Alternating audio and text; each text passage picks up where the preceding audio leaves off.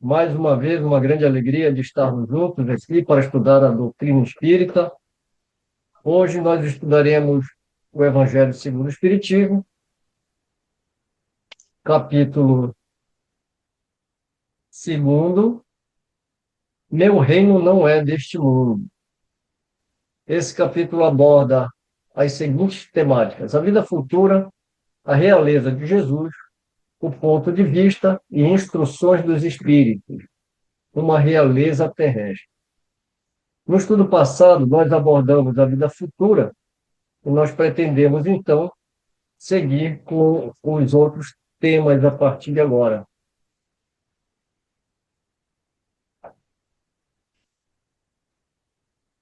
A realeza de Jesus.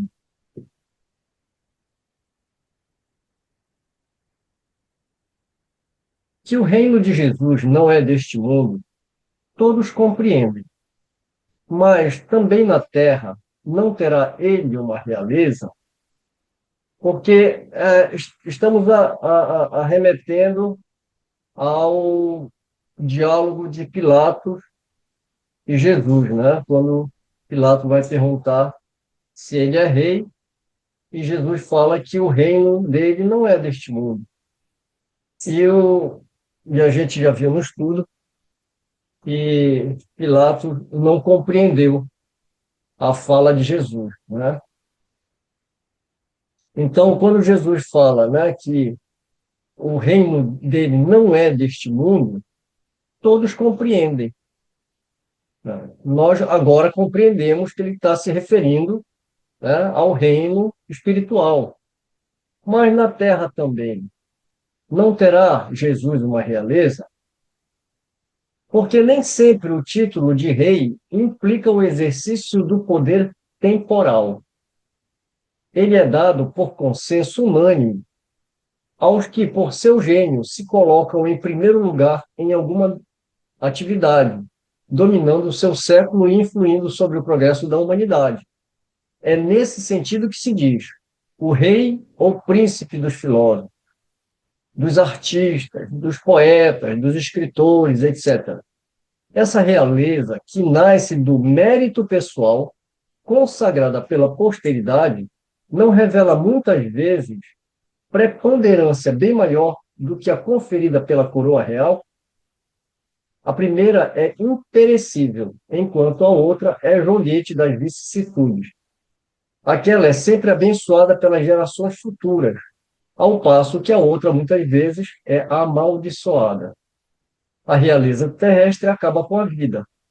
A realeza moral continua governando, sobretudo após a morte. Sob esse aspecto, Jesus não é um rei mais poderoso do que muitos potentados da terra. Foi com razão, portanto, que ele disse a Pilatos: sou rei, mas o meu rei não é deste mundo. Então, aqui Kardec está abordando do ponto de vista, mesmo na Terra, né? Como ele coloca, né? A realeza de Jesus, mesmo na Terra, nós temos dois tipos de realeza, né? Aquela que é conquistada através do poder.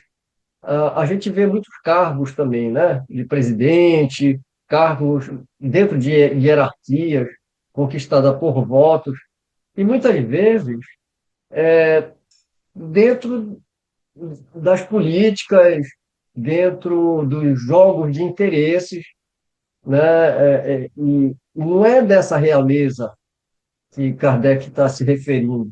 Ele está se referindo àquela realeza moral, né? Aí ele cita, né, também aqui aqueles que, por seu gênio, se colocam em primeiro lugar em alguma atividade. A gente tem o rei de determinado esporte, rei de música, né, porque se conhece pelo seu gênio, pelas suas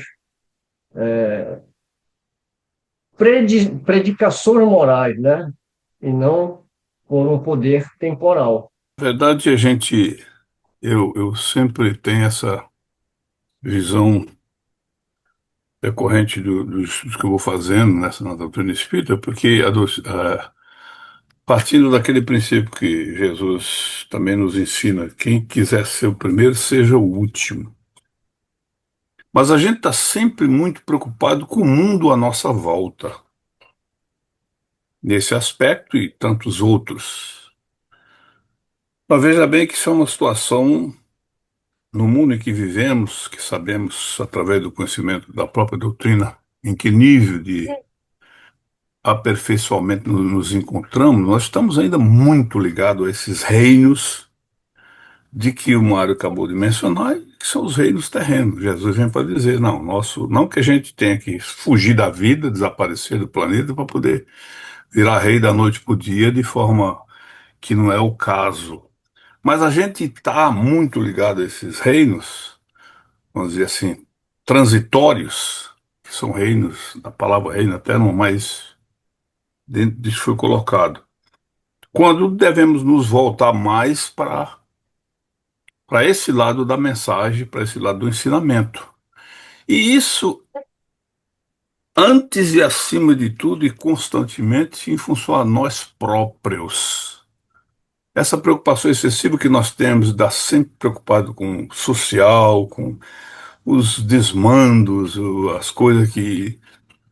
É um processo atávico da nossa própria existência, porque nós é que nomeamos esses reis. Quem de nós vê criaturas humildes, que a gente até conhece de vivência, de exemplos assim, da mais singeleza, mas ligada a uma pureza espiritual, quem a gente fala, esse é um rei, quer dizer, a gente, não são esses reis que a gente. Então, em vez da gente ficar, porque os reis temporais, os reis transitórios, estão aí também há um propósito na lei divina, há um propósito da posição que cada um assume nesse sentido. E o progresso social ele tem que acontecer e é por aí que vai. Mas aí nós temos que nos voltar para nós, quando sempre que nós criticamos esse, aquele outro rei, o sistema, etc, etc, fazer a pergunta: que papel nós estamos jogando, que posição nós estamos assumindo e que papel nós estamos exercendo nesse reinado?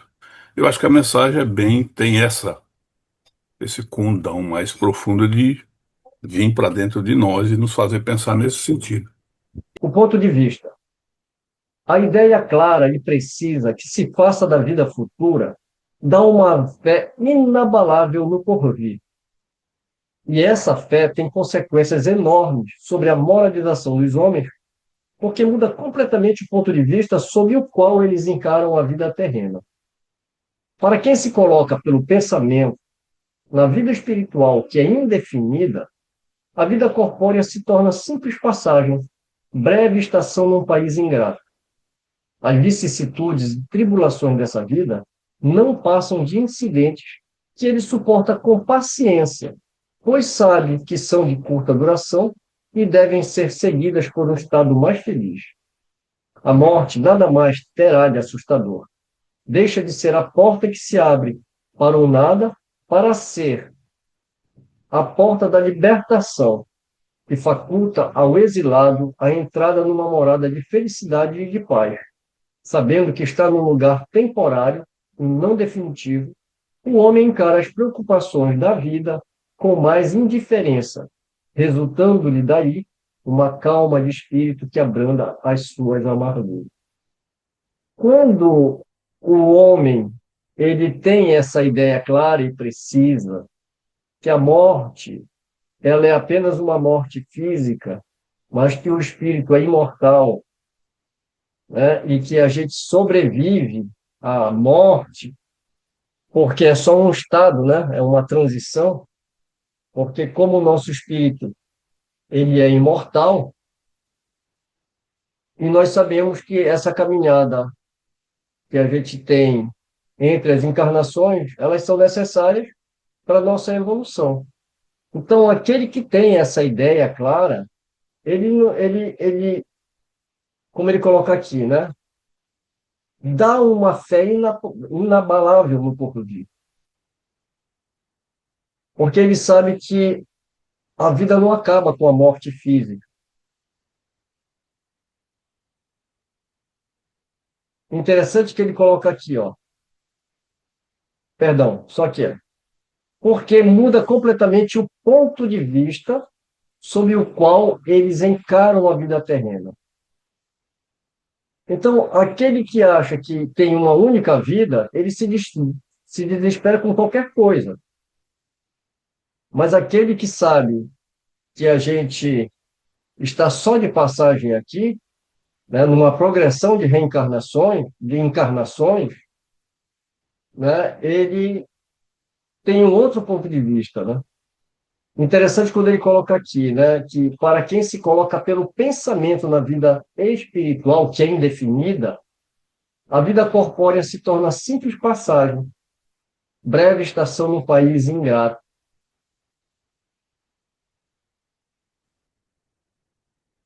Esse parágrafo aqui um pensamento, é um outro ponto de vista, né?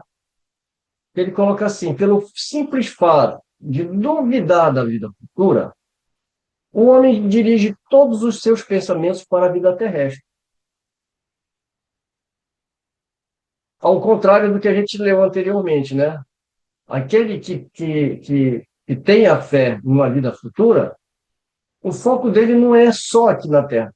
Isso não quer dizer que a gente não se preocupe com a nossa manutenção dessa existência. Mas ele não se prende às coisas da Terra, porque ele sabe que ele tem que se preparar para esse retorno ao plano espiritual. E quanto mais coisas boas ele amealhar na sua caminhada, melhor será a estadia naquele país que ele vai retornar, aquela pátria. E aqui é o contrário, né? Porque pelo simples fato de duvidar dessa vida futura, o que acontece com o homem? Ele vai dirigir todos os seus pensamentos para a vida terrestre. Em certo ponto, o futuro dá tudo ao presente. Não entrevendo bens mais preciosos que os da terra, porta-se qual criança que nada mais vê além de seus brinquedos e tudo faz para os obter. Essa comparação aqui, ela é bem lúdica, né? E ela é bem pertinente, porque não é isso que a gente vê, os homens se debatendo pelo poder, pela riqueza, né? Como crianças que só veem os seus brinquedos. A perda do menor deles causa-lhe pungente mágoa, um engano, uma decepção, uma ambição insatisfeita, uma injustiça de que seja vítima, o orgulho ou a vaidade feridos são outros tantos tormentos que transformam sua existência numa angústia perpétua, infligindo a si próprio verdadeira tortura de todos os instantes. E alguns até mesmo com a, o próprio suicídio, né? Sob o ponto de vista da vida terrena, em cujo centro se coloca, tudo assume ao seu redor vastas proporções. O mal que o atinja, como o bem que toque aos outros, adquire aos seus olhos grande importância. Dá-se o mesmo com aquele que se encontra no interior de uma cidade. Tudo lhe parece grande, tanto os homens que ocupam altas posições como os monumentos. Contudo, se ele subir a uma montanha, homens e coisas lhe parecerão bem pequenos. É o que acontece ao que encara a vida terrestre do ponto de vista da vida futura. Ou seja, aquele, né, que sobe uma montanha e de lá ele vê que homens e coisas lhe parecem pequenas, acontece com aquele que encara a vida terrestre do ponto de vista da vida futura, né? A humanidade, assim como as estrelas do firmamento, perde-se na imensidão. Percebe então que grandes e pequenos estão confundidos como formigas sobre um montículo de terra, que proletários e potentados são da mesma estatura, e lamenta que essas criaturas efêmeras, que tanto se fatigam para conquistar um lugar que as levará tão pouco e que por tão pouco tempo conservarão. A importância, pois, dada aos bens terrenos, está sempre em razão inversa da fé que se tenha no futuro. colocação do Fernando nessa questão da vida futura, que é o ponto central para a gente saber que a nossa vida não, ela foi muito interessante e é isso mesmo que nos deve mover e chamar atenção e todas nós empregar todas as nossas forças, não só porque aqui, o ponto de vista pelo qual eles encaram a vida terrena, quer dizer, não há nenhuma dúvida que nós, por exemplo, que nos consideramos já espiritualistas, espíritas, e tem a gente tem esse ponto de vista. A questão é a incorporação em nossa vida diária desse conceito profundo e transformador, que também que torna-se uma mola propulsora dentro de nós para ir nos transformando gradativamente, o que é uma coisa muito difícil, leva tempo. E não adianta, inclusive, a gente se iludir achando que vai virar santo da noite pro dia. É o que a gente vê com muita. Porque não é assim que. E aí a gente ouve muito essa colocação, do seu ponto de vista. Nós vivemos hoje no ápice do conhecimento, no ápice da tecnologia, no ápice. Mas estamos também no ápice do materialismo. E a gente vê muito essa colocação, muitas vezes de forma assim meio graciosa, o materialismo, mas Kardec, ao longo de toda a doutrina, quer dizer, é um grande mal nesse sentido, porque se nós começamos a imaginar que isso aqui é tudo, e que aqui tudo termina, como, por exemplo, eu passei uns dois estudos atrás, uma passagem de um grande cientista que morreu não faz muito tempo, aí dentro, a gente lê aquilo e vê a profundidade do mal que aquilo ali pode causar na mente de uma pessoa. Todos os sentimentos verdadeiros de crença, de fé no futuro, de caridade, especialmente sentimento fraterno no nosso viver diário, isso não faz nenhum sentido. Isso é coisa para a gente. Ali está escrito isso. Então aí vem a grande mensagem desse capítulo, que nós aqui isso é um laboratório de experiência para nós próprios, todos nós, que nós devemos aproveitar o máximo para avançar.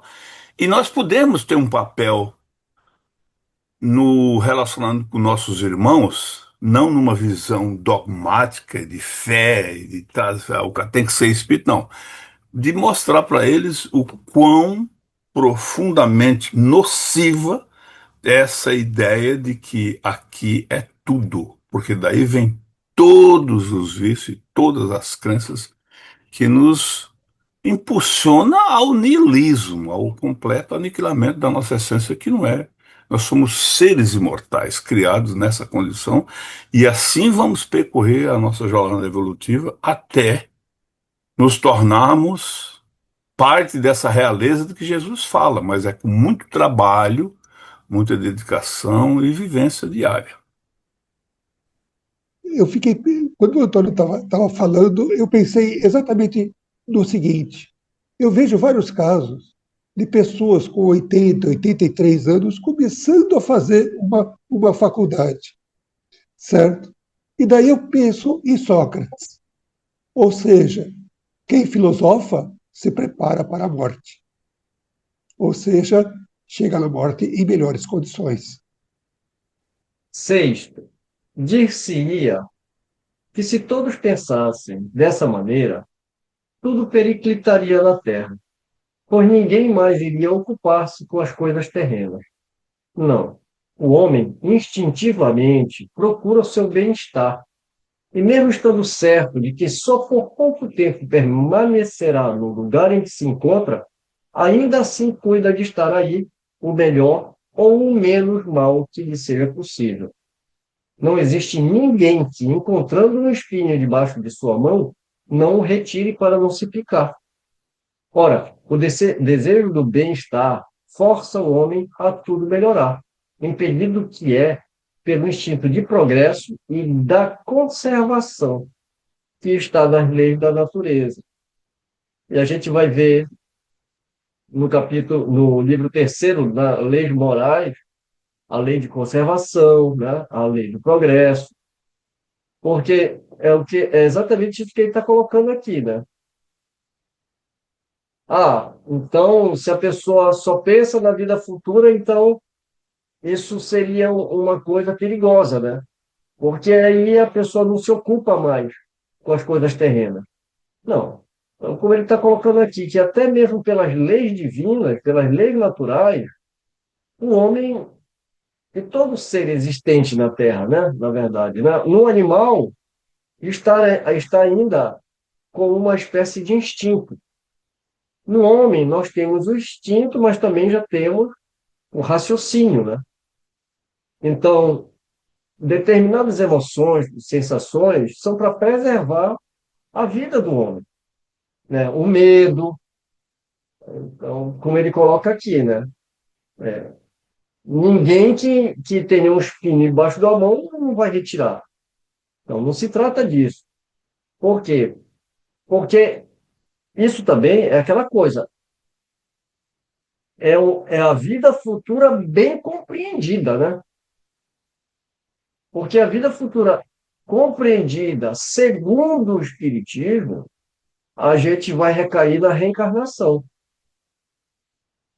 Então, como o Fernando citou, né, quantas pessoas com mais de 80 anos que se dedicam a uma tarefa que para outras pessoas simplesmente falariam: ah, por que está fazendo? Já vai morrer, não tem mais tempo nem de concluir o curso.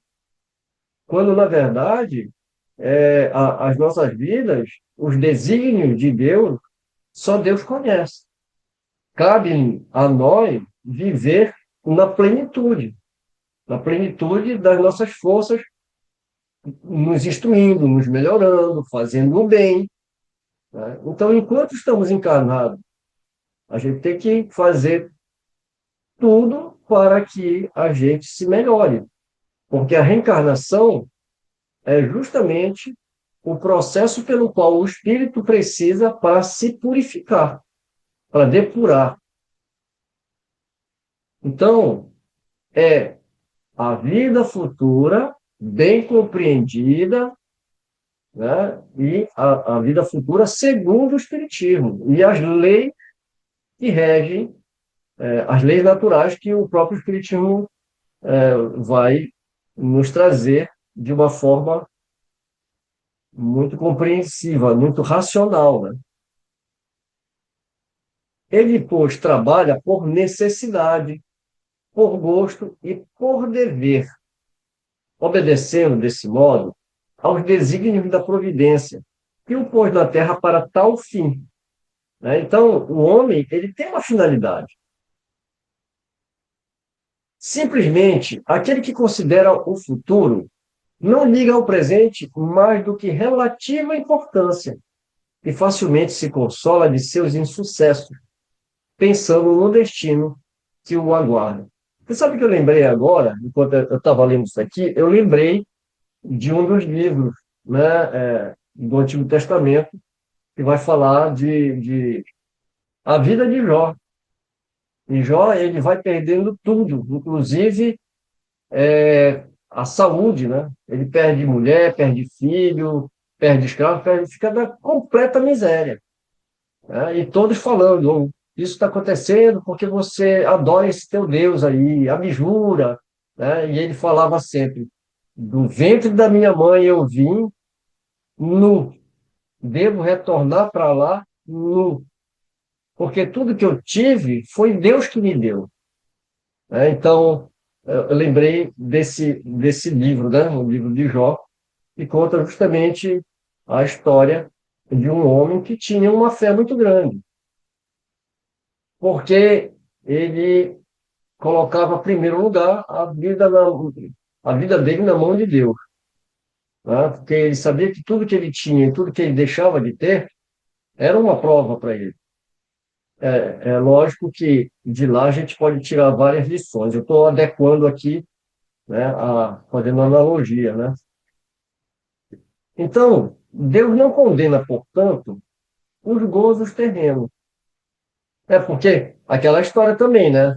Ah, agora vai viver só para Deus, aí a pessoa tem que levar uma vida monástica, né? Uma vida dura, uma vida de sofrimento. E não tem nada a ver, né? Como ele coloca aqui, né? Trabalha por necessidade, por gosto, por dever, né? Para quê? Justamente, né? Para poder suprir as suas necessidades. Então Deus não condena os gozos terrenos, mas o abuso desses gozos em detrimento das coisas da alma. Porque toda vez que a gente abusa das coisas, está embutido, moralmente falando, o egoísmo, né, a soberba, né, e tantas outras vicissitudes, os vícios, né, de uma forma geral. E é contra tais abusos que se previnem os que aplicam a si próprio estas palavras de Jesus: meu reino não é deste mundo. Aquele que se identifica com a vida futura assemelha-se ao rico, que perde sem emoção uma pequena soma. Aquele que concentra seus pensamentos na vida terrena assemelha-se ao pobre, que perde tudo que possui e se desespera. Uma bela comparação, né? O Espiritismo alarga o pensamento e lhe rasga novos horizontes. Em vez dessa visão acanhada e mesquinha, que se concentra na vida atual, que faz do instante que vivemos na Terra o único e frágil eixo do futuro eterno, o Espiritismo mostra que essa vida não passa de um elo no conjunto harmonioso e grandioso da obra do Criador. É aquela história, né? Que a, as nossas encarnações, elas são solidárias entre si. Por isso que ele coloca, né? Um elo no conjunto harmonioso, né? Porque cada encarnação que nós passamos é uma experiência e uma oportunidade. Oportunidade de corrigir os nossos erros, oportunidade de progredir e, né, cada vez é, evoluirmos intelecto e moralmente. Mostra a solidariedade que religa todas as existências do mesmo ser, porque o espírito é um, né? Todos os seres de um mesmo mundo, dando assim uma base e uma razão de ser a fraternidade universal, enquanto a doutrina da criação da alma, por ocasião do nascimento de cada corpo, torna os seres estranhos uns aos outros. Então, aqui ele está falando do dogma da igreja, né? Que você só vive uma vez e quando você morre, o seu espírito vai dormir e vai esperar o juízo final, quando Jesus volta e vai julgar vivos e mortos. Basicamente, né, é uma crença dogmática, né? É uma crença da igreja, né? E quando ele coloca aqui, né? Religa todas as existências do mesmo ser. Está falando da reencarnação. E também de todos os seres do mesmo mundo. E ele fala aqui sobre a fraternidade universal, né? Essa solidariedade entre as partes de um mesmo todo explica o que é inexplicável, desde que se considere apenas um ponto. Esse conjunto, ao tempo do Cristo, os homens não o teriam podido compreender, razão pela qual ele reservou esse conhecimento para mais tarde. Que conhecimento ele está falando aqui?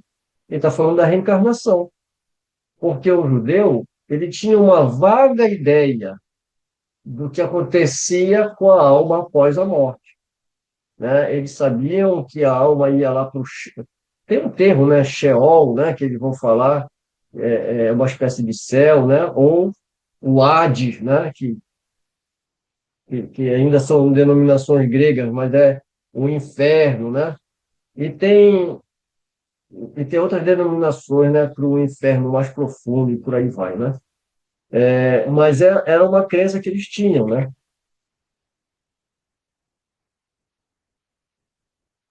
Por isso que o maior medo de um judeu era de ser morto, condenado por crucificação. Porque quem era crucificado virava um maldito. E o maldito ele não vai para o céu.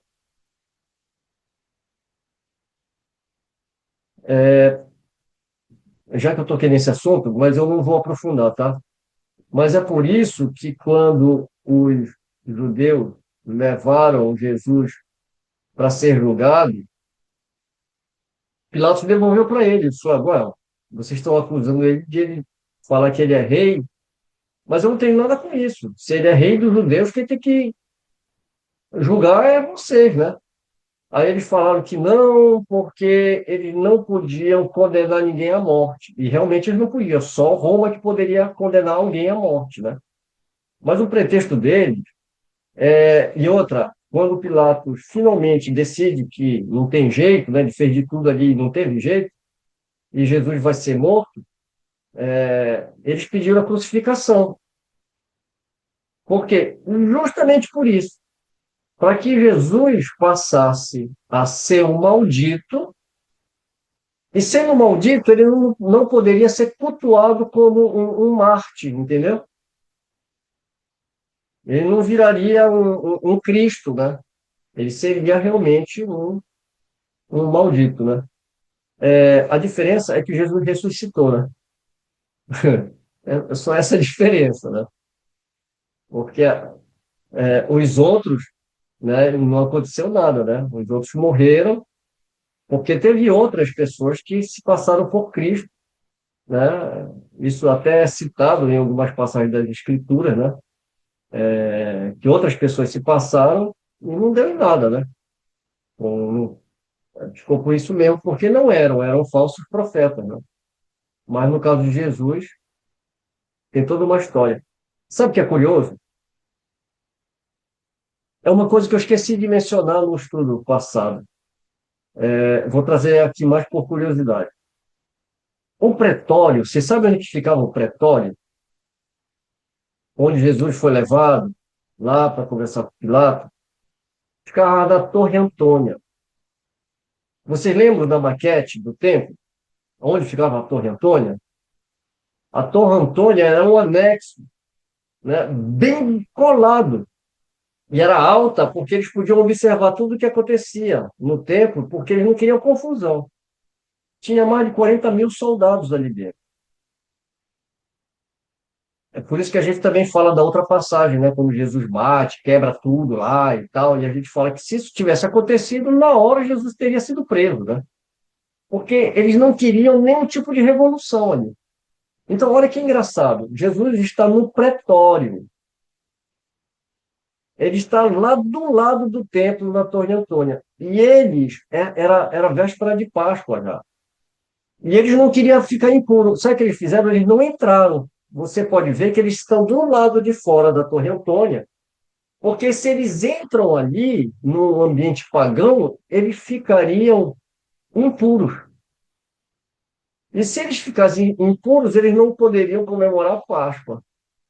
Agora, olha só como são as coisas, né? Eles tinham todo o cuidado de não ficar impuro, não entraram no pretório, mas estavam condenando o inocente à morte. É bem a posição do fariseu, né? Aquela coisa, né? É, da hipocrisia, né? Eles não quiseram avançar para entrar no pretório para não ficar impuro por causa da Páscoa, mas estavam condenando Jesus, né? E eles fizeram questão que fosse, né, pela crucificação. Ah, Só conhecendo a história, como trouxe agora, essas partes assim da história, e o que simboliza, né, cada ato dos judeus, é incrível como a gente fica pensando, né, na hipocrisia e como eles fizeram, né, de uma maneira de saírem limpos da situação fazer com que a Roma os condenasse, né? E fizesse o que eles Eu não queriam. sei, eu não vejo Pilatos como esse cara que mal que eles falam. Cara, o Pilatos, ele não entendia Jesus porque ele era um homem, ele era um homem do tempo dele, da cultura dele. Deus para ele era o imperador. O imperador era Deus. E eles tinham vários deuses. Então ele tinha a crença dele, né? A gente vai entrar de novo num romance que o Emmanuel trouxe, que foi há 2000 anos, que ele coloca Pilatos lá. Pilatos é. Se você, não sei se vocês leram o romance. Pilatos, eu diria que assim é um.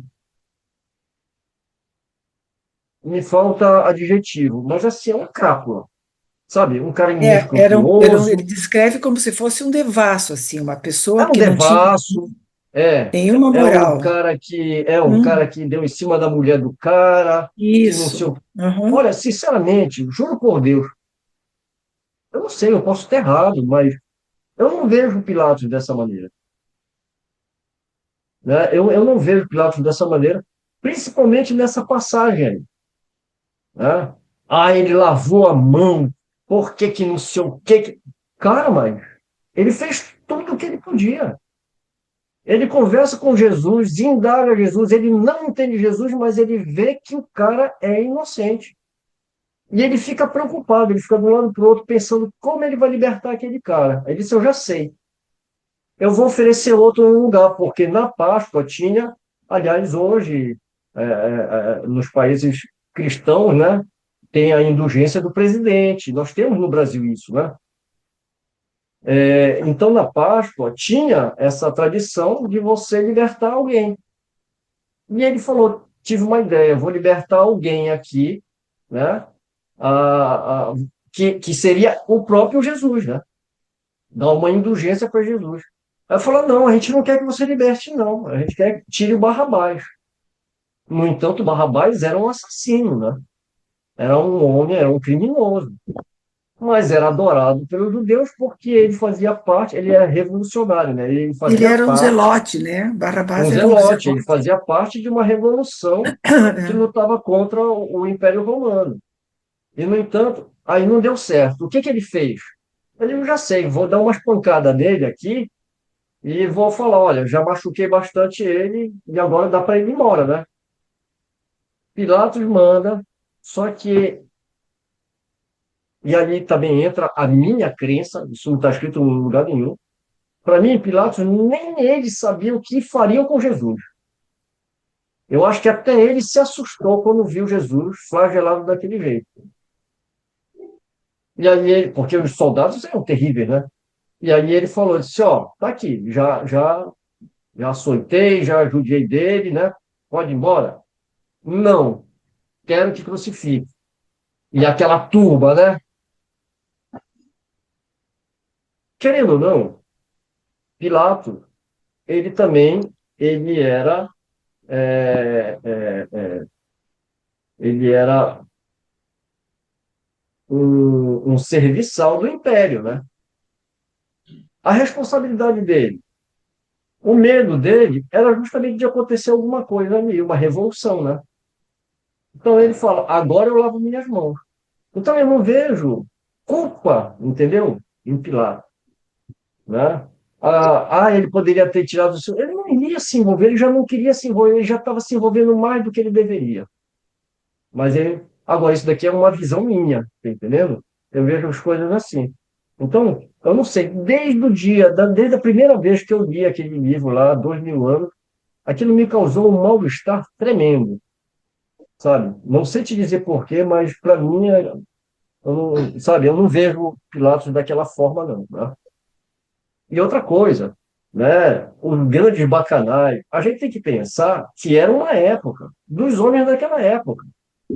Agora, você transformar aquilo numa linguagem atual e colocar um homem nas situações que ele estava, e outra coisa que a gente tem que levar em consideração também, a, a homossexualidade, a pedofilia, essas coisas tinham outras conotações culturais, que não são mais as de hoje, né? Fazia tudo parte de uma cultura. Então, você querer traduzir aquilo para uma linguagem atual, para transformar uma personagem histórica num monstro, é rapidinho, né?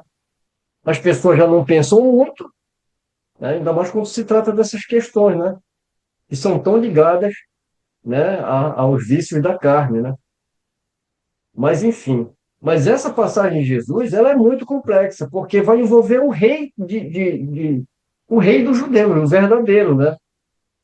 E também mandam, né, ele lá pro Herodes, né?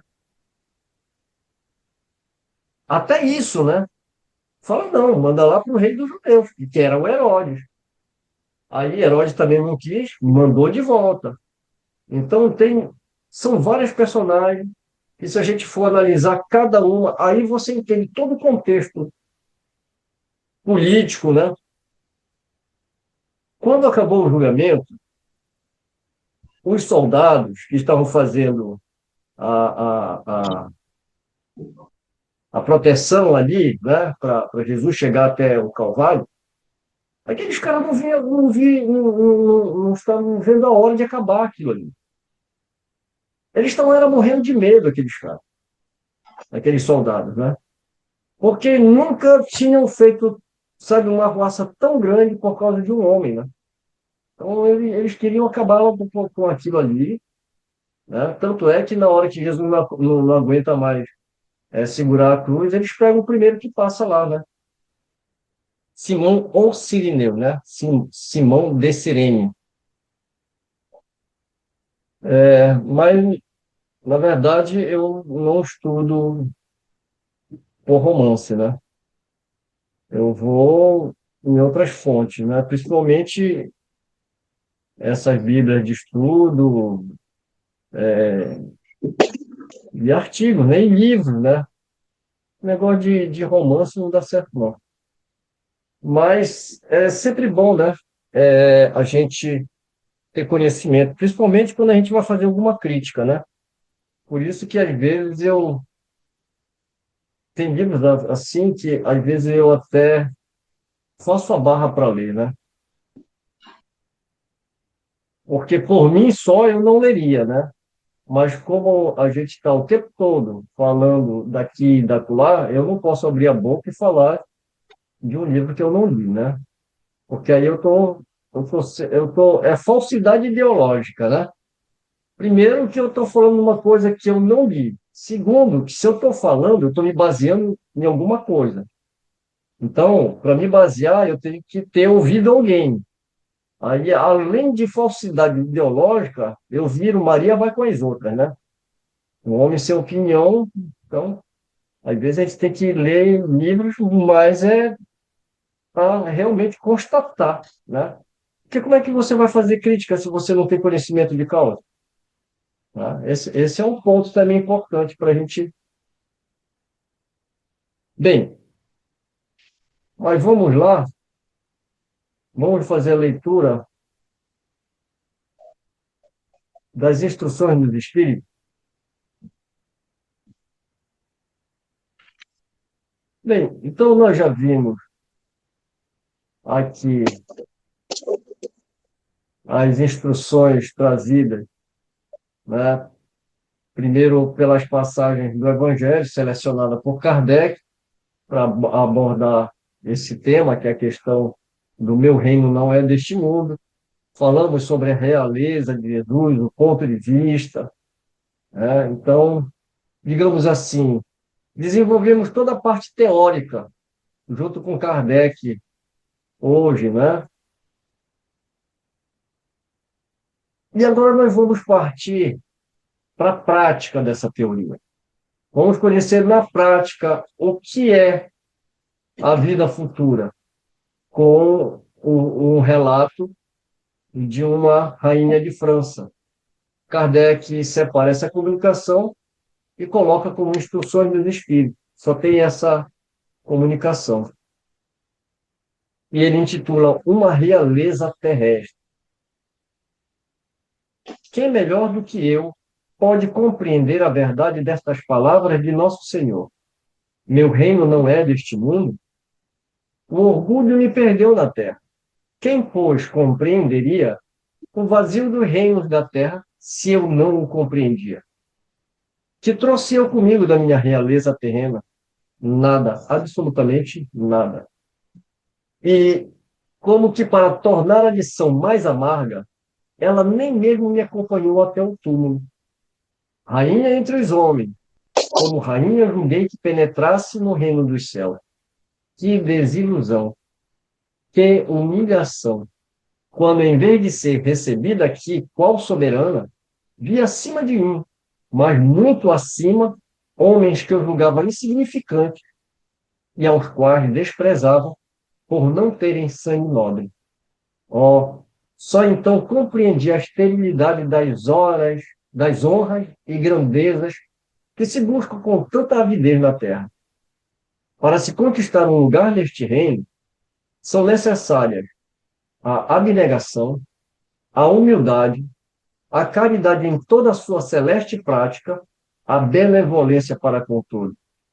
Não vos perguntam o que fostes, nem que posição ocupar, mas o bem que fizestes e as lágrimas que enxugar. Ó Jesus, tu o disseste, teu reino não é deste mundo, porque é preciso sofrer para chegar ao céu e os degraus do trono não nos aproximam dele. A ele só conduzem os atalhos mais penosos da vida. Procurai, pois, o caminho do céu através das sarças e dos espinhos, e não por entre as flores. Os homens correm atrás dos bens terrenos como se pudessem guardá-los para sempre. Aqui, porém, já não há ilusões. Logo, eles percebem que se agarram a uma sombra e desprezaram os únicos bens reais e duradouros, os únicos que lhes aproveitam na morada celeste, os únicos que lhes podem abrir as portas do céu. Tende piedade dos que não ganharam o reino dos céus. Ajudai-os com as vossas preces, pois a prece aproxima o homem do Altíssimo. É um traço de união entre o céu e a terra, não o esqueçais. Assina uma rainha de França, La Harpe, 1863.